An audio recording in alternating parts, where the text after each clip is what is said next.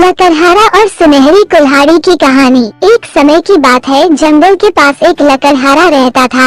वो जंगल में लकड़ी इकट्ठा करता था और उन्हें पास बाजार में बेचता था कुछ पैसों के लिए। एक दिन की बात है, वो एक पेड़ काट रहा था, तभी हुआ ये कि गलती से उसकी कुल्हाड़ी पास की एक नदी में गिर गई। नदी बहुत ज्यादा गहरी थी और वास्तव में तेजी से बह रही थी। उसने बहुत प्रयत्न किया अपनी कुल्हाड़ी को खोजने की, लेकिन उसे वो वहाँ नहीं मिली।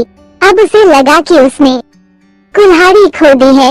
वही दुखी होकर वो नदी के किनारे बैठकर रोने लगा। उसके रोने की आवाज सुनकर नदी के भगवान उठे और उस लकड़हारे से पूछा कि क्या हुआ।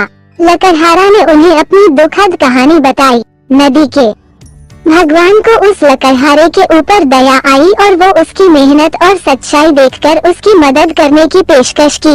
वो नदी में गायब हो गए और एक सुनहरी कुल्हाड़ी वापस लाया, लेकिन लहरे ने कहा कि यह उसका नहीं है।